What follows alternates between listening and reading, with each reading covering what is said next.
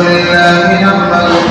ونستعينه ونستغفره ونؤمن به ونتوكل عليه ونعوذ بالله من شرور أنفسنا ومن سيئات أعمالنا من يهده الله فلا مضل له ومن يضلله فلا هادي له ونشهد أن لا إله إلا الله وحده لا شريك له وأشهد أن سيدنا وسندنا وحبيبنا وشفيعنا ومولانا محمد صلى الله عليه وسلم. أما بعد فقد قال الله تبارك وتعالى في كلامه المجيد والفرقان الحميد: أعوذ بالله من الشيطان الرجيم. بسم الله الرحمن الرحيم. وما أصابكم من مصيبة فبما كسبت أيديكم ويعفو عن كثير. صدق الله العلي العظيم. بزرگان محترم و معزز سامعین،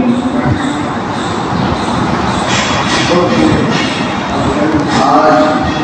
حالات ہیں وہ سب ہمارے سامنے ہیں. رات دن ہم نیوز چینلوں پر جو کچھ دیکھ رہے ہیں اور جو سننے میں اور دیکھنے میں آ رہا ہے اس سے بخوبی اندازہ ہوتا ہے کہ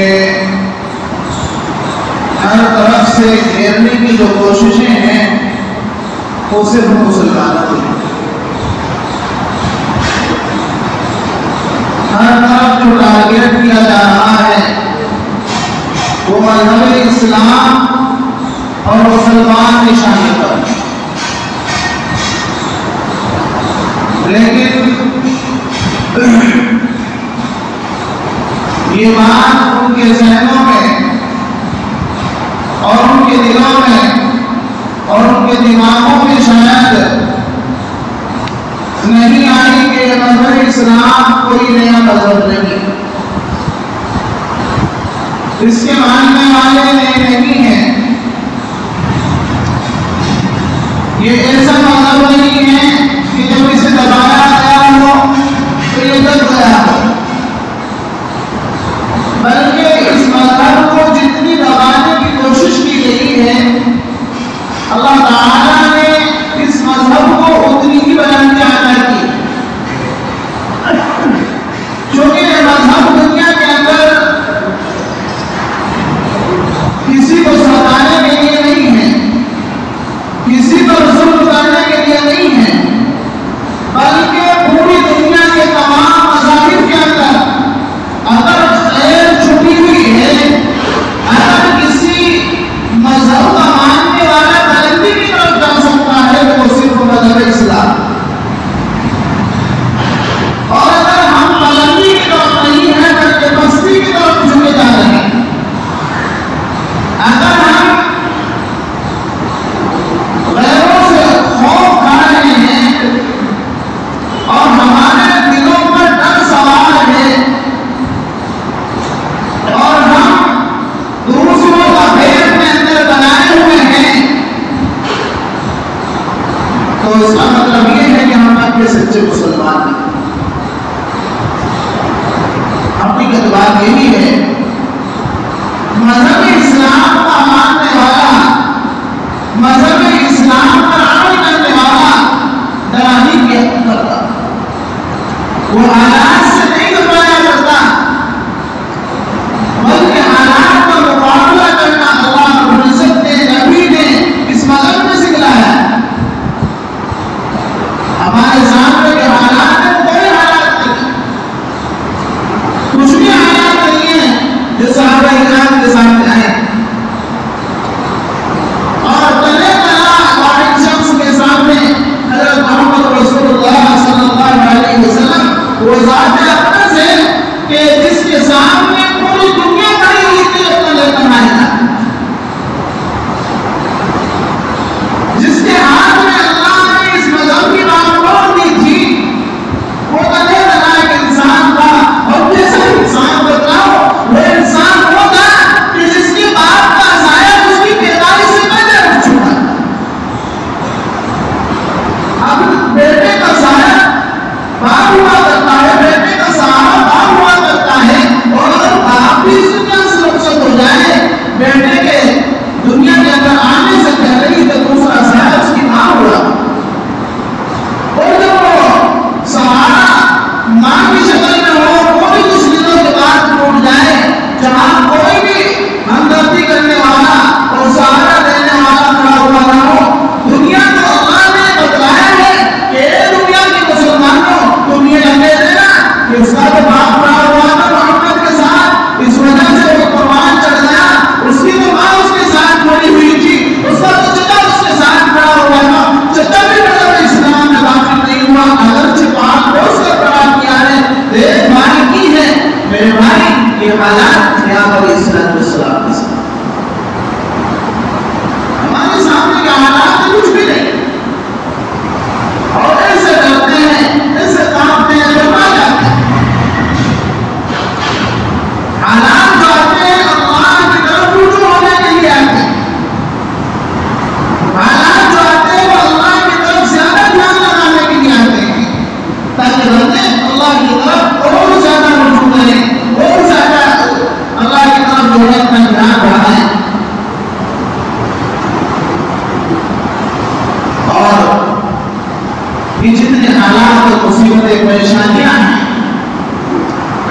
یہ سب ہمارے ہاتھوں کی کرتوت ہے۔ گزشتہ جمعے میں بھی یہ بات بتلائی تھی کہ اس مذہب کا خاصہ یہی ہے، اور یہی مذہب نہیں بلکہ دنیا کی میں تو ہر چیز کی طرف جب نظر ڈال کر دیکھتا ہوں یہی نظر آتا ہے کہ جس چیز کی ناقدری کی جاتی ہے وہ چیز اسے چھن جاتی ہے۔ دنیا کی آپ کسی بھی چیز کی طرف نظر ڈال دیجیے، آپ جب اس چیز کی ناقدری کریں گے اللہ تعالیٰ اس کو چھین لیتے ہیں۔ دنیا کی چاہے کوئی بھی نعمت ہو، آپ رزق کی جو قدردانی کرتے ہیں اس وجہ سے کہ کہیں یہ رزق چھن نہ جائے، اور جو رزق کی قدردانی نہیں کرتے ناقدری کرتے ہیں اللہ اسے چھین لیتے ہیں۔ مذہب اسلام کی جو نعمت ہے تمام نعمائے عظمیٰ میں جتنی نعمتیں ہیں تمام کے اندر سب سے بڑی نعمت اللہ کی تمام نعمتوں میں سب سے اچھی نعمت ایمان اور مذہب اسلام، جتنی اس کی قدر کریں گے اتنا ہی ہمیں اوپر اور بلندی کی طرف لے کر چلے گا، جتنی اس کی ناقدری کریں گے اتنا ہی ہمیں نصب کرے گا۔ حدیث ہے نا یہ قرآن بعضوں کو ذلت کی طرف دھکیل دیتا ہے اور بعضوں کو اٹھا دیتا ہے، اس کے ذلت کی طرف دھکیلنے اور اٹھا کر بلندی کی طرف لے جانے کا مطلب یہی ہے کہ جتنا قرآن کا عمل کریں گے بلندی کی طرف بڑھتے چلے جائیں گے، جتنا قرآن کو چھوڑتے چلے جائیں گے اتنے کی پاس اور ذلت اور بھار میں گھستے چلے جائیں گے۔ آج جو ہم ذلت کی طرف ہیں اور رسوائی کی طرف ہیں اس کی وجہ سے وہ یہی ہے کہ قرآن کی جو عظمت تھی، قرآن کی عظمت کو چھوڑ کر اس کی ناقدری پر اترا ہے۔ ہاں یہ ناقدری کا ہے، آپ سمجھتے نہیں یہ ناقدری اس سے بڑی ناقدری اور قرآن کی کیا ہو سکتی ہے کہ ہمیں قرآن پر اپنے بچے کو مدرسے میں بھیجنے کے لیے بڑی مشقت پیش آتی ہے، اور اسکول بھیجنا ہمارے لیے آسان، اس سے بڑی قرآن کی ناقدری اور کیا ہو سکتی ہے۔ مدرسے میں بچے کا بھیجنا ہمارے لیے قرآن کے بعد سے مشکل بن گیا، اس پر دھیان نہیں ہے، اور اگر اسکول نہیں جا رہا فون پر آنسری کر رہا ہے باپ بیٹا ہوا اسکول جا رہا ہے ٹائم پہ صحیح گیا تو بھی کو بھی ڈانٹ رہا ہے، اچھا اسکول کی بھی جانتی ہے تو صبح سویرے روٹی بڑی سوچ رہے کیوں؟ یہ قرآن کی ناقدری نہیں کون کا؟ دنیا کی قدر کرنے دنیا کی تعلیم کی وہ کہاں لے کر جانا ہے؟ میں نہیں کہتا میں دنیا کی تعلیم کے خلاف نہیں ہوں، ضرورت ہے آپ کو ڈاکٹر اور انجینئروں کی اور ماہر تجربے کار تمام آفیسروں کی، لیکن اس سے پہلے کہ آپ کا بچہ مذہب اسلام سے نکل جائے آپ کو مسلمان بنانے کی ضرورت ہے۔ یہ مصیبتیں جو بڑی ہوئی ہیں، یہ بات یاد رکھنا کہ مصیبت مسلمان کے اوپر جائے گی اپنے مذہب کو چھوڑنے کی وجہ سے۔ آپ سوال یہ نہ کھڑا کریں کہ جی مسلم تو مذہب کو مانتے ہیں، جو مذہب کو ماننا ہے، میں مثال دے کر سمجھا دیا تھا کہ ایک آدمی ہے،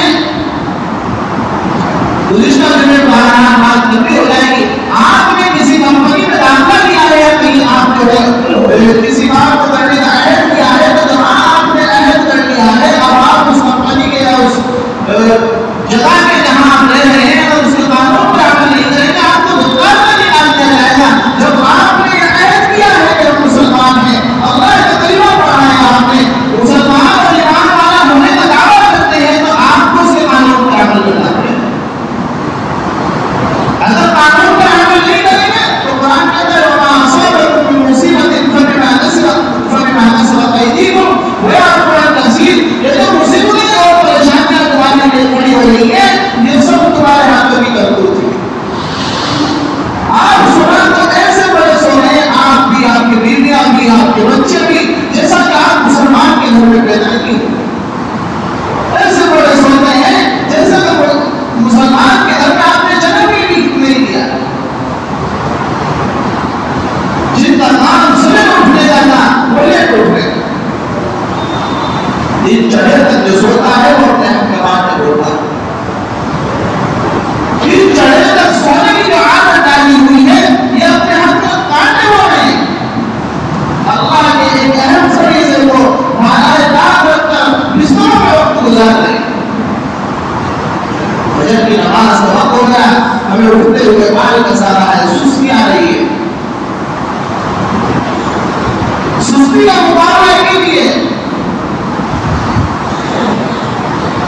اور یہی مثال اگر دیتی جائے کتنی مرتبہ دی اور دے کر سمجھاتا ہوں کہ اگر خدا خاصہ دنیاوی کوئی کام ہمارا سامنے آ جائے، یا آپ کی کوئی مال کی راہی کہیں سے آ رہی ہو، یا کوئی کام آپ کا بن رہا ہو، آپ کو صبح 4 بجے اٹھنا ہے، 4 بجے اٹھ کھڑے ہو جائیں گے، جس کا کہ آپ پورے 4 بجے چھوڑ دیں گے،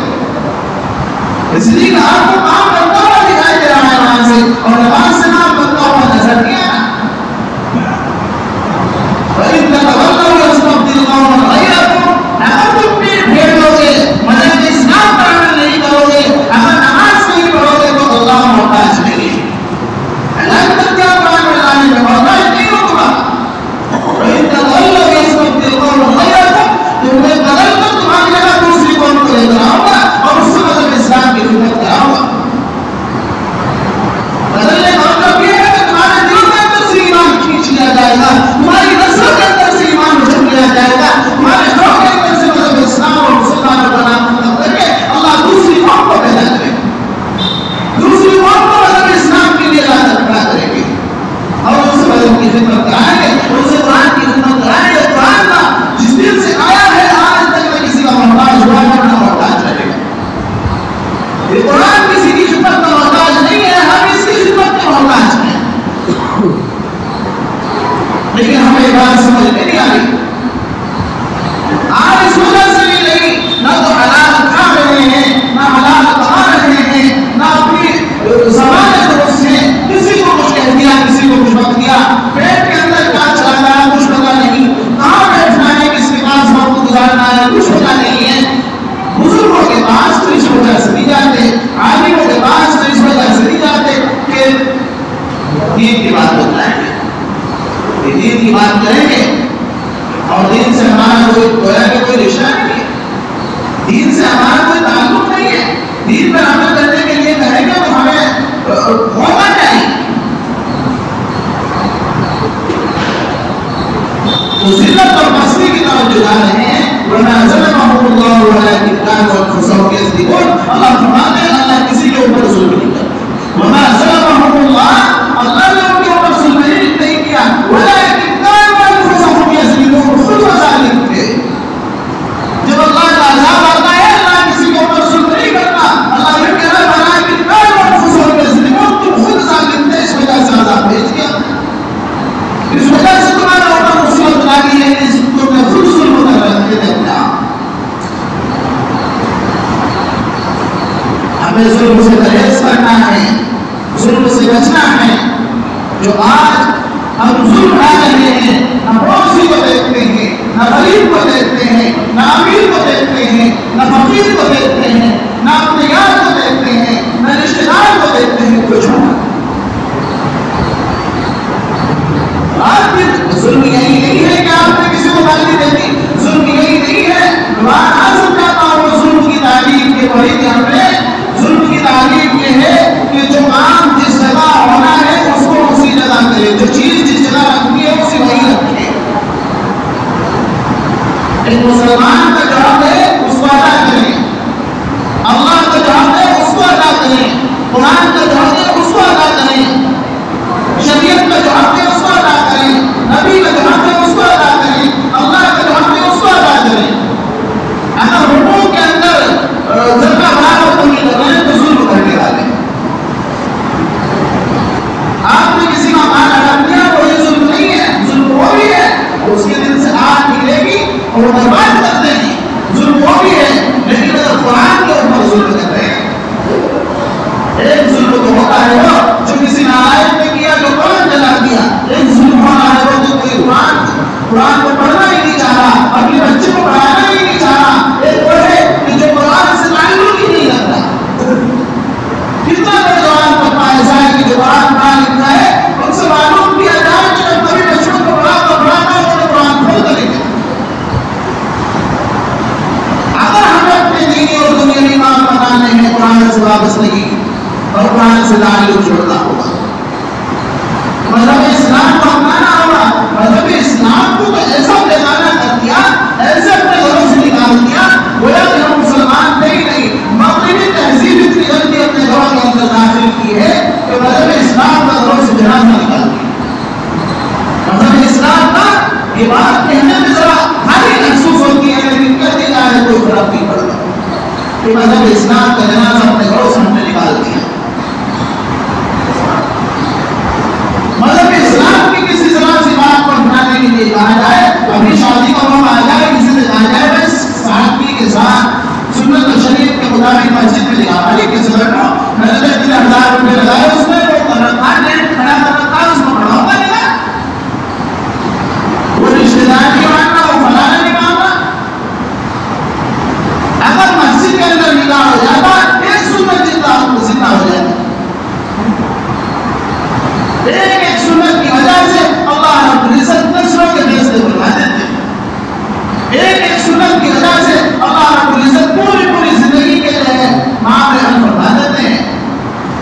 لیکن ہم نے تو سنت اور شریعت کو خدا کی قسم ایسا سمجھ لیا کہ اس سے ہمارا کوئی کوئی تعلق ہے ہی نہیں۔ جو چند کے لیے چنے بچانے نمازی ہیں وہی آ جائے گا فجر میں بھی، ظہر میں بھی، عصر میں بھی، مغرب میں بھی۔ نہ نماز سے کوئی تعلق، نہ مذہب سے کوئی تعلق، نہ دین سے کوئی تعلق، نہ نبی کا کچھ پتا ہے، نہ قرآن کا کچھ پتا ہے۔ کہاں جانے میں ابھی بتایا تھا گزشتہ ہفتے کہ جو قانون آ رہا ہے آپ کو معلوم ہے، تو بہت سے لے گئے کہ مجھے الیکشن آ رہا ہے اس کی وجہ سے کرنے تیار، چلو اور اسی کی وجہ سے، لیکن اگر آ گیا تو پھر کیا کرو گے؟ اگر قانون پاس ہو گیا ہونے میں کیا ہے، اگر ہو گیا قانون پاس تو آپ کیا کر لیں گے؟ ابھی آپ نے دعا کی ہے کہ اللہ ہماری شریعت کو بچایا جا رہا ہے، اللہ محمد صلی اللہ علیہ وسلم کے لائے ہوئے دین پر چھری پھیلی جا رہی ہے، ہماری مدد فرما دی۔ کبھی دعا کی ہے، کبھی دل کے اندر احساس ہوا اس بات کا کہ چائنا کی طرف پر ملک کو لے کر چلیں گے، آپ کو معلوم نہیں ہے آگے تک کی بات بتلانا۔